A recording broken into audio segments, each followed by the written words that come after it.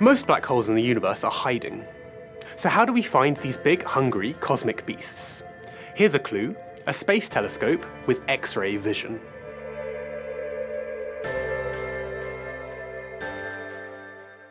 Black holes are one of the biggest mysteries of the cosmos. With gravity so intense, nothing can escape, not even light.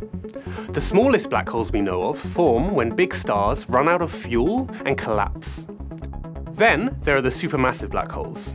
Scientists don't currently know where they come from, but we do know they have up to tens of billions of times the mass of the Sun. Scientists think every large galaxy in the universe has a supermassive black hole at its center. But what role do they play in how galaxies grow and change? There are several ways to look for supermassive black holes. We can observe the way stars orbit around them. This is how scientists identified the supermassive black hole at the center of our own galaxy, the Milky Way. We can spot the powerful jets of hot plasma that are ejected as they feed. We can detect the ripples in space-time that occur as they merge. Or we can even detect the radiation emitted when stars travel too close and get torn apart.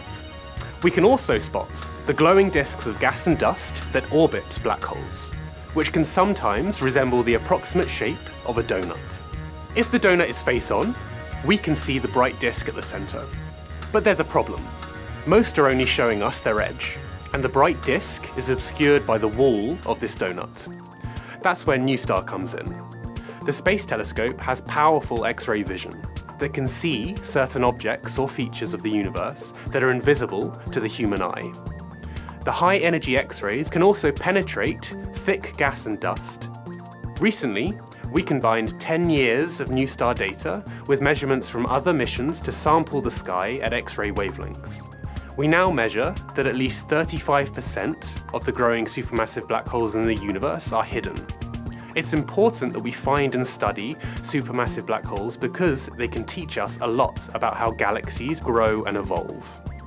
For example, black holes slow down star formation. If we didn't have a supermassive black hole in our own Milky Way, we would expect to have many more stars in the sky.